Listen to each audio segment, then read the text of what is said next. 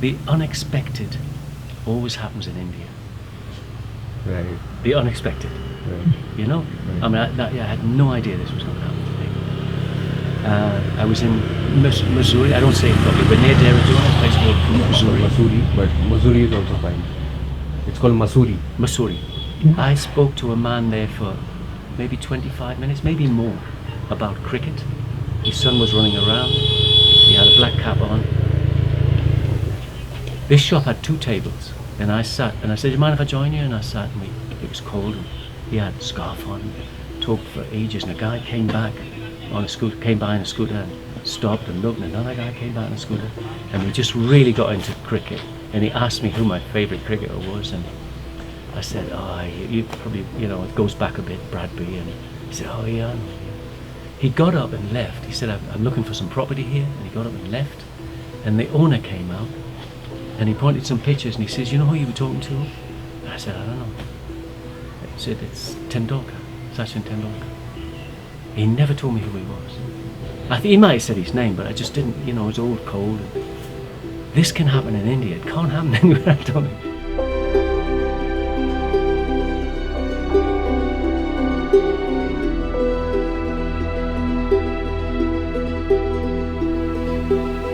That's what's great about India. It's the unexpected. Right.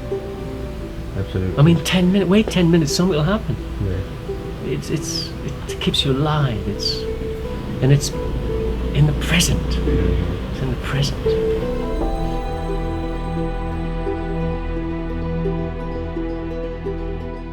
My fascination with India started from maybe when I was 11 years old.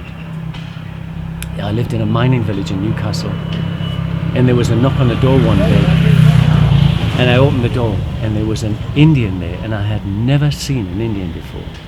And he had a yellow turban on, and a beautiful jacket, and a beard, beautiful. And he was selling silk ties. Silk ties? Silk ties. Yeah, in a mining village. And I was absolutely fascinated for him. And he said, Sonny, I always remember that. "Is your mother in?" And I said, "I don't live with my mother, I live with my grandmother." I remember the whole conversation. And he said, "I'll come back later. Tell your grandmother I'll come back later." And I remember following him from door to door, just watching him. And it was, and then my grandfather came home from the pits, the mine that night. And I told him the whole story about this Indian. I didn't know he was Indian. I just said he had a yellow hat on and he got a map out and he showed me India, and he showed me all the territory that the British had colonized, and he told me a little bit. He said, "You must read about the culture of India," and I started reading, and I remember him showing me the map, and it showed me the map of India, the picture, the shape of India. I remember that night looking up at the ceiling, and there was a damp patch where the rain had come in my roof, and it ran down the wall, and it had made a shape of like India. And I loved that little damp patch, you know, write little places on it, and then of course it spread and I lost it. And from there I just... Do you think that was kind of like a sign? I don't know. All I know is that from that, here I'm standing here.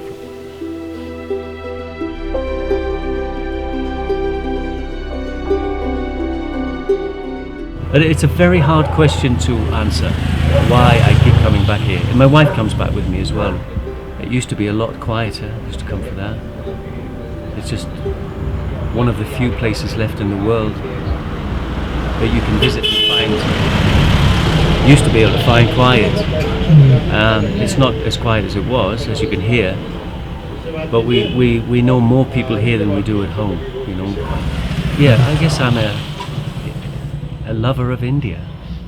Not the modern India, let me tell you that. Not the modern India, but it's the same everywhere now. Is it the ancient India, or is it more like 50 years ago? Or 50 years ago will do it, yeah. Even 20 years, even 10 years ago was different here, 15 years ago. Not the modern India, you know. You know what modern India is, like modern anywhere, you know. The young Indian boys that I meet and women, are interested in material things and they want to look like, I don't know the latest Bollywood star, Shah Rukh Khan.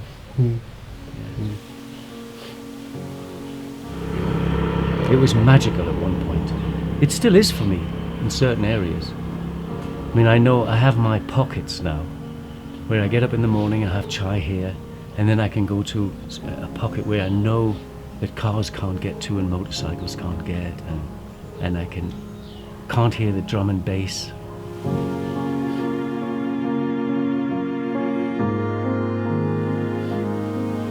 I remember paying 10 rupees for my rent, for both of us, my wife and myself. In Varanasi? Yeah, I remember. For a room? One room. I remember the first day I went into our apartment. There was a little mouse on the cooker, and the guy was called Om, I think. It was Om Guest House, and I said, "There's a mouse on the cooker," and he said, "Oh, sir, it's the manager."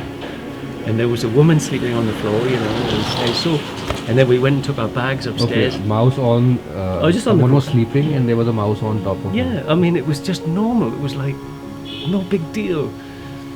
It was fantastic. And then we went upstairs and we put our bags in the room, and then we went down to pay our bill or something like that. I can't remember why we went down, but then we went back up, and the monkey had taken some of our stuff out the window. That's my first impressions of Varanasi. Loved it.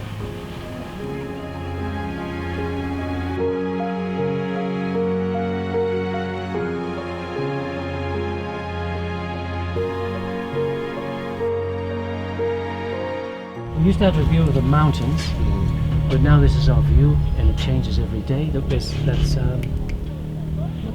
Mukteshwar. It's got some snow on it now, and that's Nainital. Okay. And you can't see it today, but Kusani. Yeah. God, why do we come? Yeah, this is self-explanatory, really. Yeah. And this is our home for now. I think you must have seen over the years more houses coming Oh, up. especially at night time, because you see the lights. Right. So Yeah, it used to be just black, but now it's really Full of light. well lit up. Yeah. Lots. I mean, more than you can even see here. They must be all in the trees. Yeah, it's really developed. When we first started coming to India, End of There late wasn't- 70s. there wasn't any tourists There and were no a few traffic. Europeans travelled, And and certainly no Indians. And if you can imagine how Delhi was in those days, it was beautiful. The yellow light and the air was fresh. And bicycles. I mean, Yeah, when there was still diesel in the Still air, so the diesel, big yeah. trucks, but there weren't cars, the motorbikes. Not like now. Not like It was a that. different. God, it was great. For the last 2 months, I drove in Pushkar by the rules. Of the West. Of the West. Western And rules. someone came up to me, pulled up and he said, "Sir, get in the flow of the traffic. You're causing You're accident. causing accident." Yeah. I was stopping and looking both Giving ways, way. giving way, and he said, "Sir, keep moving." Keep moving. Yeah. Don't stop. Yeah, I mean it's. Yeah, and I true. got in the flow of it, and I never saw an accident. Great drivers, but it's pretty.